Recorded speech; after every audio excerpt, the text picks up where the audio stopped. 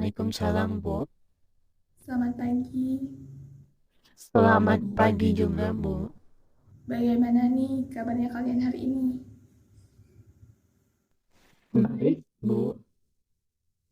Alhamdulillah. Sebelum kita memulai pembelajaran pada pagi hari ini, kepada ketua kelas, silakan pimpin doa terlebih dahulu. Baiklah, marilah teman-teman sebelum pembelajaran dimulai, kita berdoa terlebih dahulu. Berdoa mulai. Mendoa selesai. Kita absensi terlebih dahulu ya. Apakah hari ini hadir semua?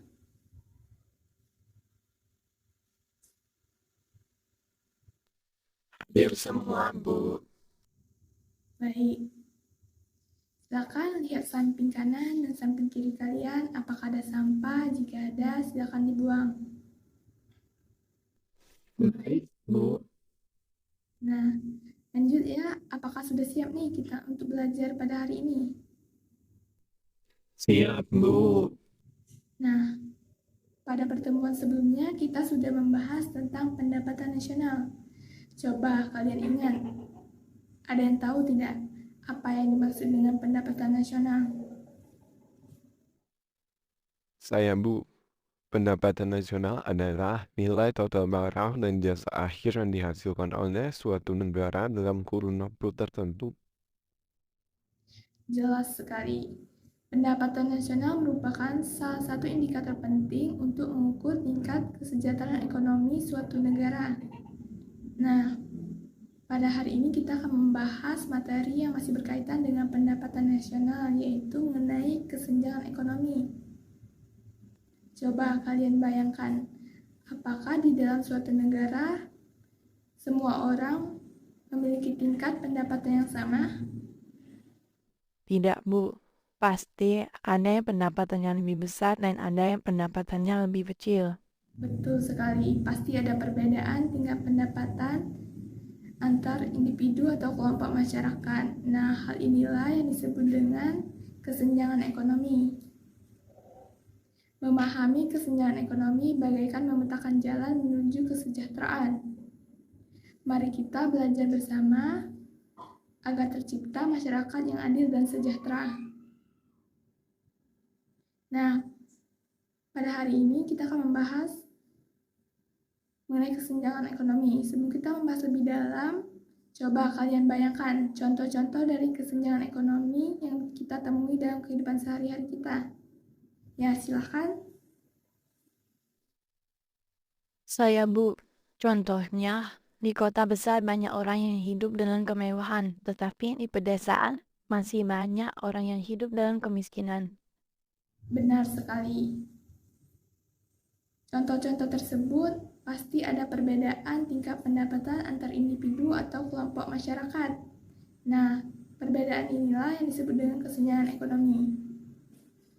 Nah, pada pertemuan kali ini, Ibu akan menjelaskan lebih dalam mengenai kesenjangan ekonomi, termasuk pengertian kesenjangan ekonomi, penyebab kesenjangan ekonomi, dan solusi kesenjangan ekonomi.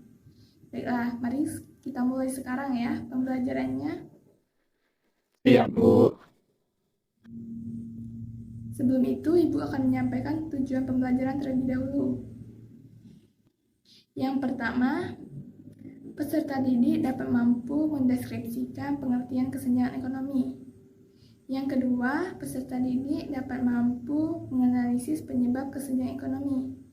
Yang ketiga, peserta didik dapat mampu menjelaskan solusi dari kesenjangan ekonomi.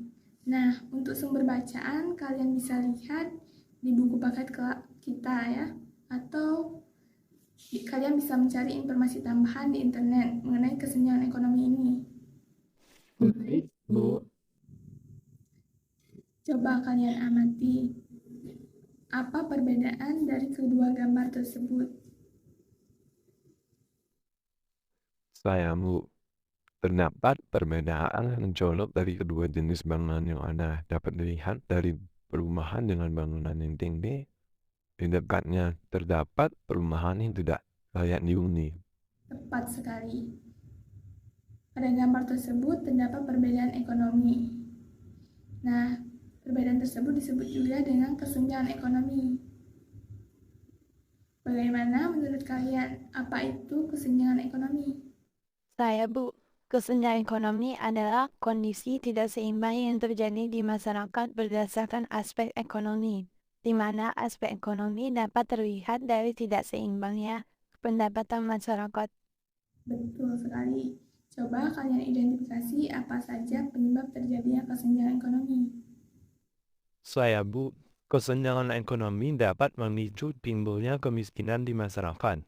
Selain itu bisa juga dikarenakan kondisi demografi atau berkaitan dengan kependudukan, kondisi pendidikan, pendapatan yang tidak merata, pembangunan yang tidak merata, dan kurangnya lapangan pekerjaan. Ya betul. Kesenjangan ekonomi dapat membawa dampak negatif bagi suatu negara seperti kemiskinan, kriminalitas. Oleh karena itu, penting bagi pemerintah dan masyarakat untuk bekerja sama untuk mengatasi kesenjangan sosial ekonomi ini. Nah, sekarang kita pasti sudah memahami sedikit dan lebih sedikit mengenai penyebab dan dampak dari kesenjangan ekonomi. Coba kalian pikirkan, apa saja solusi yang dapat dilakukan untuk mengatasi kesenjangan ekonomi? Menurut saya, salah satu solusinya adalah dengan meningkatkan kualitas pendidikan yang merata. Tidak bisa dipungkiri bahwa pendidikan merupakan salah satu faktor yang penting untuk memperkuat fondasi perekonomian. Ya, memang benar. Pendidikan merupakan salah satu solusi untuk mengatasi kesenjangan ekonomi. Dengan pendidikan yang berkualitas, maka masyarakat dapat memiliki pengetahuan dan keterampilan yang dibutuhkan untuk mendapatkan pekerjaan yang baik dan berpenghasilan tinggi. Nah, selain itu, solusi apa saja yang dapat mengatasi kesenjangan ekonomi? Menurut saya, pemberian subsidi yang tepat sasaran kepada masyarakat dapat menjadi solusi bagi masalah kesenjangan ekonomi. Tepat sekali. Bu, saya mau bertanya, apakah kesenjangan ekonomi di Indonesia semakin parah dari tahun ke tahun? Pertanyaan yang bagus. Menurut data terbaru dari Bank Dunia, tingkat kesenjangan ekonomi di Indonesia memang masih tergolong tinggi. Namun, dalam beberapa tahun terakhir, pemerintah telah melakukan berbagai upaya untuk mengatasi kesenjangan ekonomi seperti meningkatkan akses pendidikan dan kesehatan, menciptakan lapangan kerja baru, dan pembangunan infrastruktur. Siapa lagi nih yang mau bertanya? Ya, silahkan.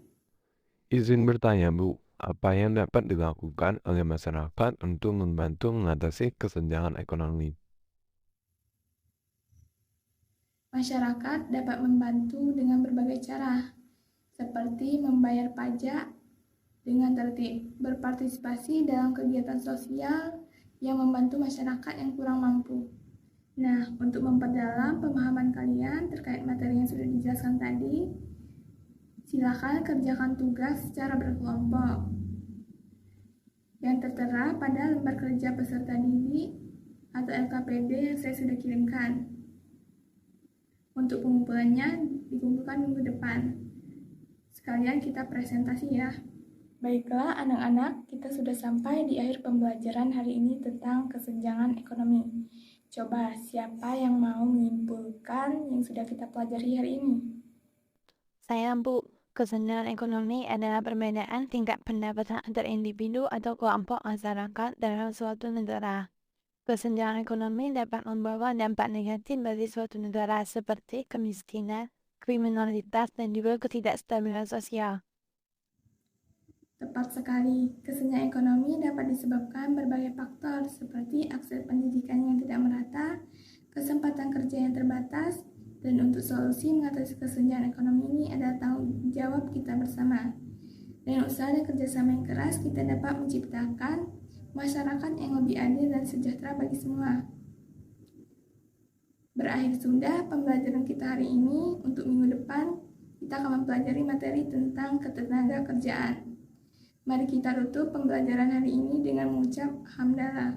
Terima kasih atas semangat belajar kalian hari ini. Ibu akhiri, wassalamualaikum warahmatullahi wabarakatuh. Waalaikumsalam warahmatullahi wabarakatuh. Terima kasih, Bu.